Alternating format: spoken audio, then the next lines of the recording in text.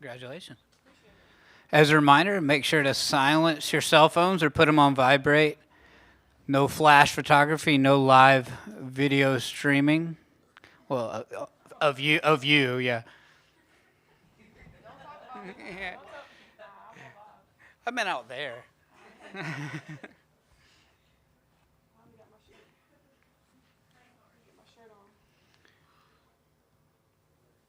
Once Coach gets here, we'll get started.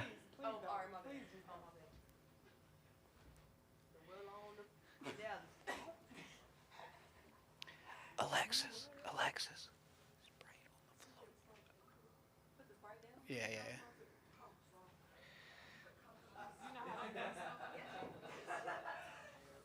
Sorry. Deal after that. Who was that coming up here? What? Yeah, I took it down. Coach. She can put it in here. I done messed up. Dang. Oh, where my shirt at? Yes, please. Hey, show them that there. Make sure you mention that. No opening statement. Oh, no. That's one in the dump. No, today. The dump. What today? The dump, that's posted today. No, on the main page. All right, we're going to get started in just a second. As a reminder, we'll have questions for the student athletes first, and only questions for the student athletes to get started. LSU will be making it 6th Final Four appearance, obviously first under Coach Mulkey and first since 2008. We're going to get started here on the left with the yellow. Cassandra Negley with Yahoo Sports. Angel, I saw you a few times late in the game there point to your ring finger quite adamantly, and then the Sharpie on the broadcast. Can you tell us about that? Coach Bob Starkey, before our game started, he put a Sharpie mark on everyone's finger that they wanted. And he told us that every missed shot you had, every backdoor, if you missed a layup, anything, just look at that finger and know, next play, this is what you're built for, and this is what we want. So he wrote that on everybody's finger, and we pointed at that every single time we messed up, did something wrong, or even just a good thing. So we were just super happy and super excited and had a lot of fun tonight. Here on the right. Madeline Adams, Fox 8 New Orleans. Alexis, I know you said you wanted your LSU career to end in Dallas. What does it mean to finally get there? Everything, my journey, everything I've been through with this sport. I love this game. I'm just happy to be able to do it with Coach Mulkey and my teammates and for this program and the people who came before us. And I said it, and it's like I kind of just spoke it into existence, right? God did. God did. Here on the left. Texas, I'm coming home, baby. Hey, y'all, Kareem Copeland, Washington Post. For you, Angel. I saw before the game, you're kind of, during warm-ups, you're kind of standing to the side and you're spinning the ball kind of in your hands and kind of had a moment to yourself. I'm curious, can you just kind of share what you were kind of thinking, your mindset at that moment? I pray before every game. So that's my time to get my prayer together by myself. I pray in the morning when I wake up. I read my devotion every morning. Then I pray with Auntie Shantae on staff. Then I pray by myself, and then I get one more going up before the game. So, I mean, this year has been something that I've been a lot closer to God, and I think that's why I'm here right now in this position. A year ago, it's crazy how my life changed in a year. It's crazy how I was back home by this time. So just being able to be in this moment, like Alexis said, God did. God did. Right here in the middle. Emily Adams, USA Today Network. Angel, in that moment when you hugged Lachey after she had gone down injured, just what was going through your head in that moment? What kind of took you out of the game and to, go give her a hug? Oh, no, me and Lachey, cool. We go way back. So we was talking trash. I don't know if y'all saw during the game. All of us was talking trash. So we know each other. This game was fun. We knew what it was going to be in the beginning of the game. So just being able to, I know she went down. That could have been, probably was my fault. So just being able to be there for her, and I hope that she recovers healthy. Here in the blue. Chessa Boucher with WVLA in Baton Rouge. Angel, what did you see from Samaya tonight on the big stage? Confident freshman.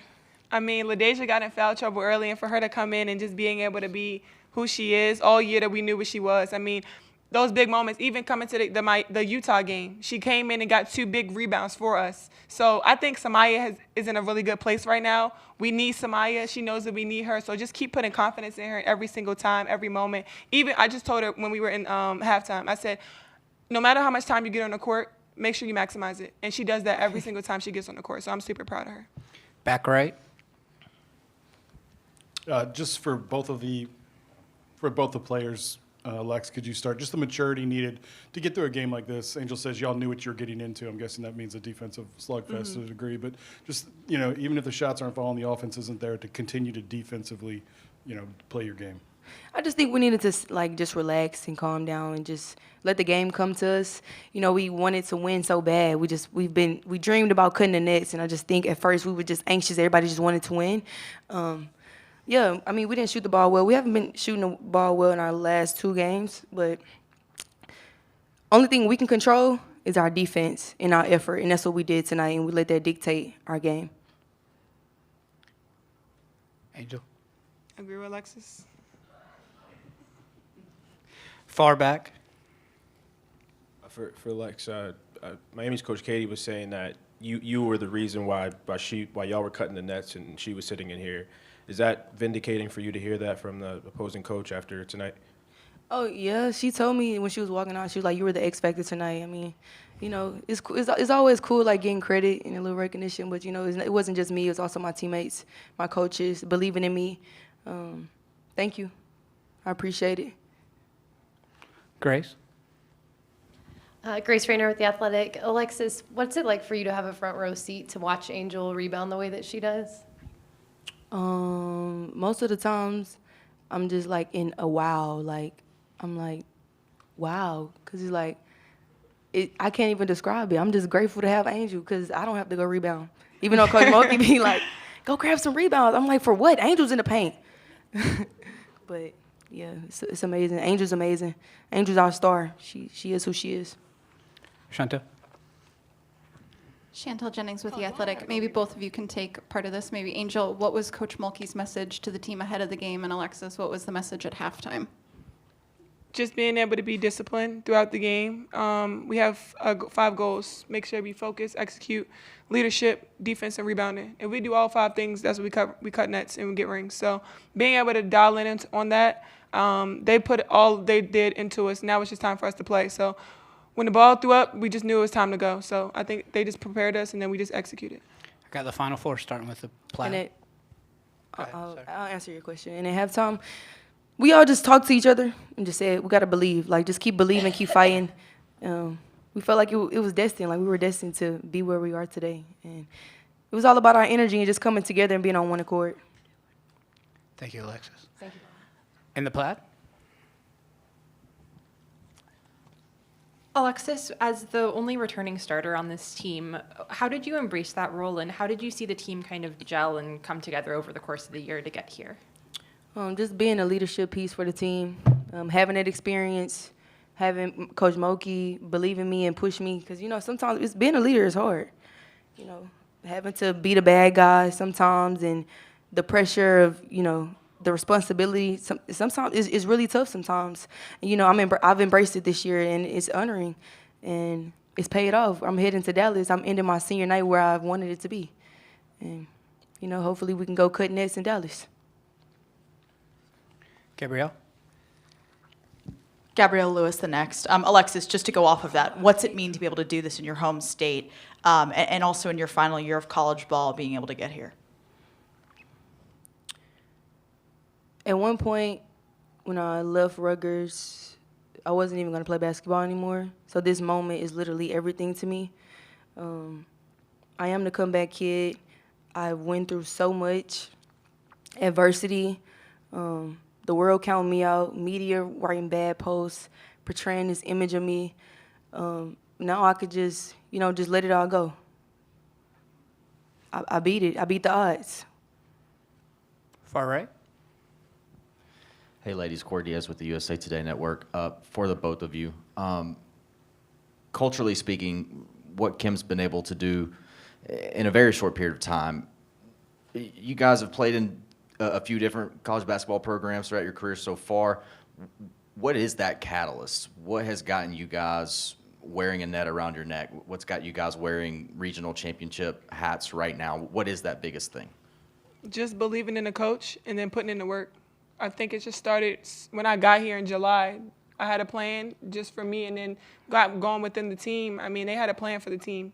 Coach didn't know what we were going to get ourselves into. We had 9 new pieces. This is year 2 for her. So just being able to be the underdogs all year, we played that role. We were underdogs all year. And then now to be in this moment, it's just so joyful and exciting because it's like we worked hard and we did everything that Coach said, and now look at us. I mean, Angel pretty much answered it. You just got to buy in. When you got a coach like Coach Mulkey who's proven and she's been doing this, you just got to buy in and commit to the system and the plan. That's all we did. This is the outcome. This is the results. Final question for the student athletes on Zoom. Nancy, go ahead. Angel, you said, talked about how different, or mentioned how different your life is from the last year, and kind of following up on this last question.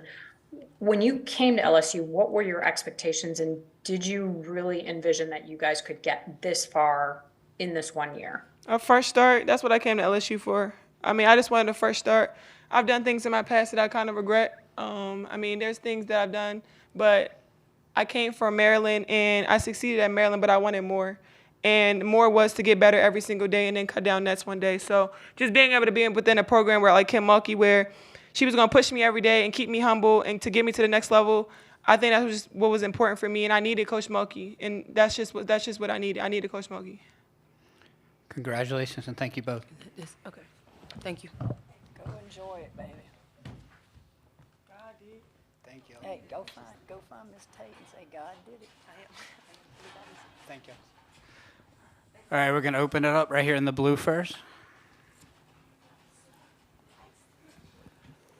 Chessa Boucher with WVLA in Baton Rouge. Coach Mulkey, Final Four. What does it mean to you in just year 2?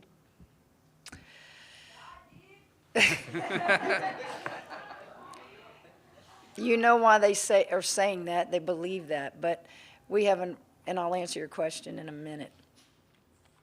We had morning devotion. We have devotion every Sunday when we play, and in the SEC we play a lot of Sunday games. So we have 2 people that do our devotions for us.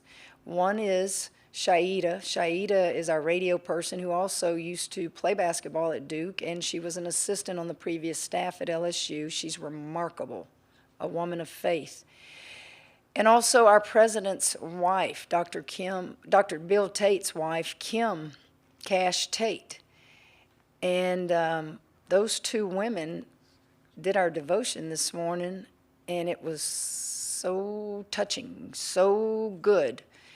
And that was part of what Kim Tate was telling them. So when you do things, you say, God did. And these 2 kids have some history behind them. And I remember when I took those transfers, a lot of my coaching friends, man, you got a locker room full of personalities. How are you going to handle that? And I looked at them and I said, do you know me very well? Bring them on. What they need is tough love. What they need is to be held accountable. What they need is a real woman. And boy, have they had a remarkable year. So to answer your question, Chess, I just wanted to come back to the state of Louisiana and come home. My mom lives 40 minutes away. My son flew in here in the 3rd quarter, trying to get him here. He finished spring training with the St. Louis Cardinals. Mackenzie, my daughter's been on my staff for years, played for me, my grandchildren, my son-in-law, Clay. That's what it means to me at the age I am now. But what really makes me smile is not cutting that net down, is looking around out there at all those LSU people, looking at that team I get to coach, experience it for the first time. This is the first time any of them have ever been to a Final Four, unless Lex went during her journey. I can't remember, but none of the others have been. And that's what it means to me, is to do things that you're not supposed to do as quickly as you're supposed to do them. But my life is like this, and my coaches will tell you, I want things done yesterday. If what you did today still looks big to you today, then you haven't done much. And that's just, I want things quick. It'll hit me tonight when we're on that plane going back to Baton Rouge and I'm sitting with my feet propped up tomorrow eating crawfish and go, I got to pack again. To go back to the state of Texas, I'm going to see tons of just dear friends in 21 years at Baylor that I made my home. I still have a home there in Waco. I have my home in Baton Rouge. My grandchildren live in Waco. I guess they said God did it, right? Right here in the middle. Kim, some of the Miami girls were talking a little bit about just what you had said to them in the handshake line. Just what made you kind of take that time to, give them that encouragement in that moment? Several things. One, when you win and you beat a lot of people in our profession, you want to beat them bad because you don't like them. I like Katie. I just have always liked Katie. I liked to watch her when she was a player. I like to watch how she coaches. I like her personality. I like how she appreciates the older coaches in the game. She says all the right things. She's not. She just is a kind and easy person to talk to. And I've been in that handshake line as a player. And I've been in that handshake line as a senior that's going to take that uniform off for the last time. And they had a remarkable run in the playoffs. They were in an Elite Eight for the first time. And just basically encouraging them not to forget that. While it hurts and it's okay. If you don't hurt, you didn't invest much. But keep perspective, and tomorrow when you wake up, celebrate what you did. Dello on the right. Madeline Adams, Fox 8 New Orleans coach. For Alexis Morris to have the game she had tonight, 21 points, and now she gets to enter LSU career in her home state. Just what was it like to watch that performance from her tonight? Well, she'll tell you it wasn't a good performance. She'll tell you she complained every time out about too much air in the balls. Isn't that funny? But in all seriousness, we need to check those balls out because it's not even fun for me to watch the men play. I mean, knockdown shots is normal for the men, and they're just rattling all over the rim. And it's happening to both teams, so it's not like one team has an advantage. But I know Alexis Morris's ball handling skills, and she'd bring the ball up, and all of a sudden you see that thing just jump off the floor. She had to be, when it got down 5 minutes or less, 12, 14-point game, 13, whatever it was, you look at someone that has had that much experience in college and you tell them this is where point guards have to lead and control the flow of the game. They're going to press. They're going to take chances and trap you. Take care of the ball. And it makes you more comfortable knowing that you have an older player out there with the ball in her hands. Gabrielle? Gabrielle Lewis, the next. Coach asked you this preseason, but want to hear your perspective now. What would it mean to win a championship in your home state, and what would it mean for the community to have that? We don't have to win a championship to see how much they love us. I think they are going, what are we doing in year 2? Are you kidding me? The greatest thing right now for me is we've got 2 SEC teams in the Final Four. Write that story. 2, that's 50% last time I checked. The top 2 finishes, the champion, South Carolina's going. I'm just telling you flat out, okay? I'm getting ahead of myself, okay? But you write it, they're going, okay? And that's nothing against who they play. I just know how good they are. I have to play them. I have to see them. But when we do get to there, you write that story. Because all we heard all year, the SEC coaches, was how down the SEC was. Well, what is down? We had 7 make it. 4 of the 7 made it to the Sweet 16. How down is that? So now I'm giving my plug to the SEC right now. But wait and write that story after Dawn wins her next one, okay? What would it mean for me personally? I just like to win. I didn't go to LSU. I went to Louisiana Tech. In the early 80s, it was the dominant women's program. Broke my parents' heart because they could have driven 40 minutes to see me play. They had to drive 4.5 hours to see me, but they knew I just wanted to win. And I had seen from a distance the Simone Augustus days, the Sylvia Fowles. Hell, I had to play against them in the Final Four in 2005 when I was at Baylor. And they were so good. And so at this last juncture of my career, I felt the love, I felt the value, I felt the appreciation that if you will just come home, that's a positive in itself. And I did. I didn't put parameters on the team. I didn't say anything except at the press conferences, I want to put a championship banner up there someday. Now we get to put another Final Four. South Carolina, I've said it from day one, is an unbelievable team and should win it all. But I'd sure love to be in that championship with them. Then y'all could write 100%, right? 2 SEC teams, right? But we're going to enjoy this. So that's what you play for, to get to Final Fours, to win championships. Do you know how many coaches, do a little research, how many coaches coached 25, 30, even 40 years and never, ever made a Final Four and never won a championship? It's so hard to do. Final Four questions starting here on the right. Michael Cobble, Channel 2 in Baton Rouge. You've talked about doing it for other people. You talked about wanting to win for yourself. What does it mean personally to you when Alexis says you're the plan? And when Angel says, I wanted her to push me? Like, to know that they want you being the one to do it. Well, who knows you better than your family in life? Who knows you better in athletics than your players?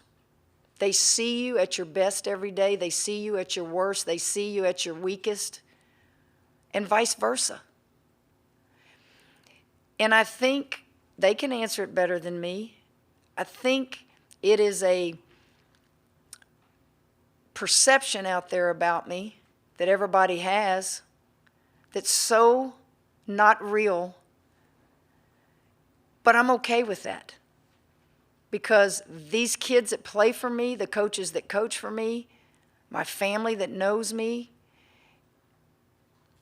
you can't control what people want to perceive about you. What I love about coaching is I want that kid to think she can't go any further, but man, when she does, she looks at me and goes, God, thank you for pushing me. I want to look at that kid that everybody says will be an academic casualty or somebody that's really going to struggle academically, and I can watch that kid get a degree and a diploma. Every kid I've ever coached that finished playing for me has a degree. Do you think they're all 4.0 students? That's what I will remember when I sit in the rocking chair someday, is that I took teams, players that maybe others didn't want to coach, couldn't coach, and we competed, and we won. And but they have to buy in. They have to say, I love this woman's personality, man. She laughs with us, she cries with us, but she's tough as nails and doesn't ask us to do anything that she wouldn't do for us. And it's been a great year. I mean, to this point, we've lost 2 basketball games. And that great non-conference schedule I played wasn't so bad after all, was it? Golly. Back-to-back athletics starting here. Hey, Kim. Chantel Jennings with The Athletic. I'm curious what went into the decision to bring Bob Starkey back to LSU and what he's meant to you and this program this year. I wish Bob was sitting up here, because y'all asked the question about the black dots on the fingers. Bob has coached on the men's side.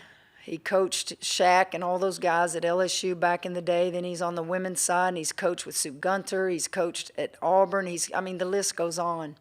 And I always watched Bob from afar, never knew him personally. And when I had an opening on my staff, my secretary, they're now called administrative assistants, okay?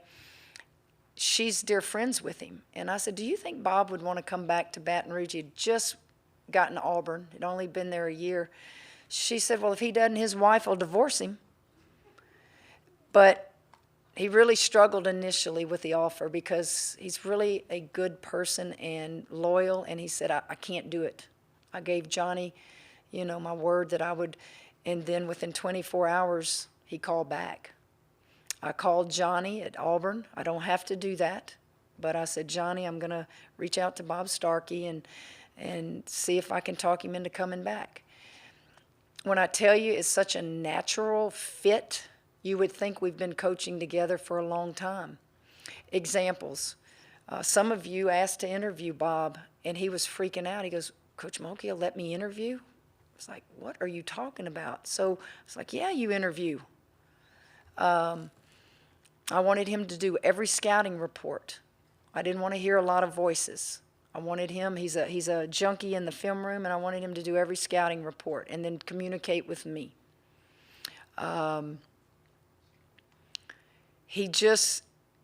We think alike. It's really strange. We think alike.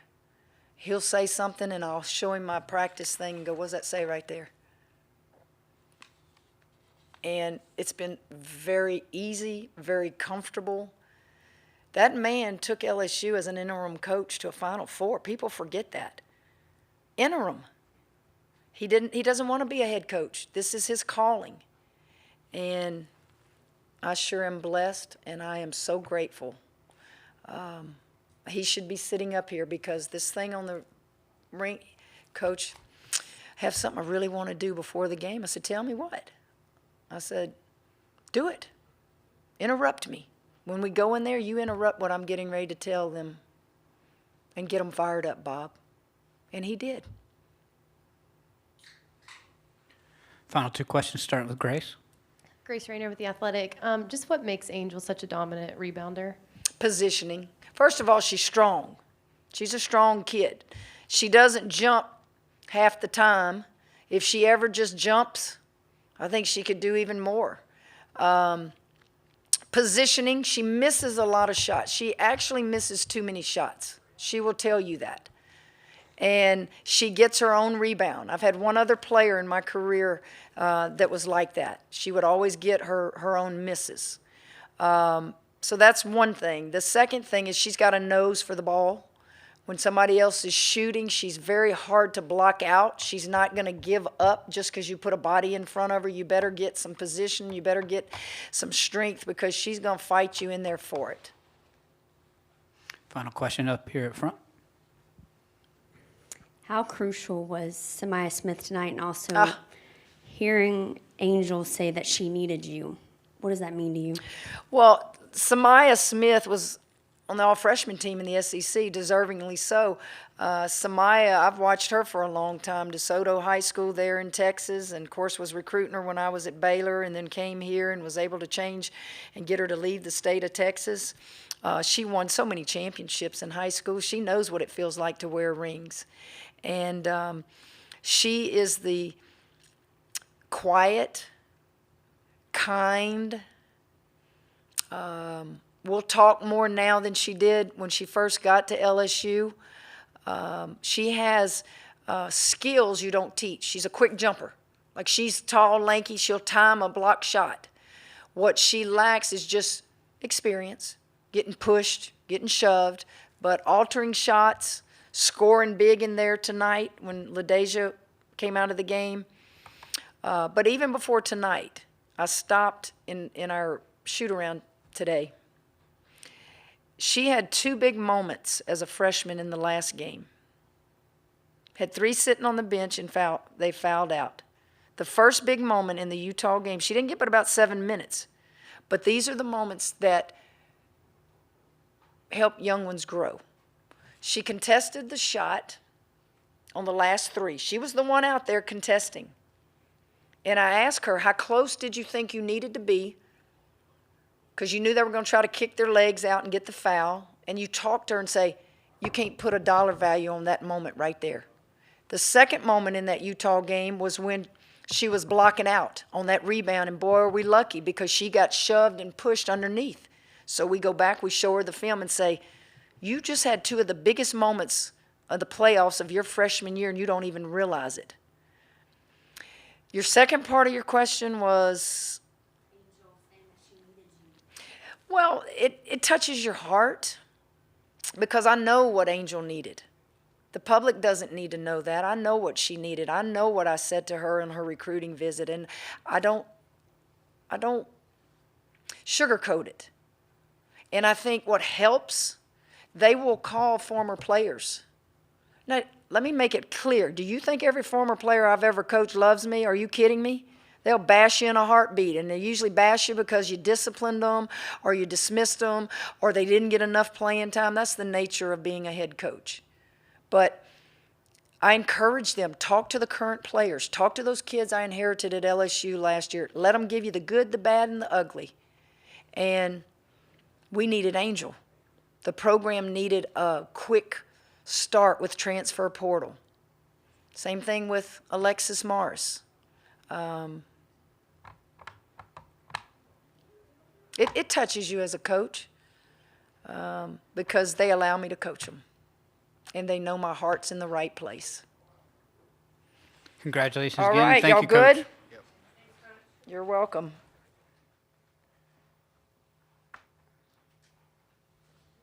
You got it? Uh-huh. Thank you again. Good luck.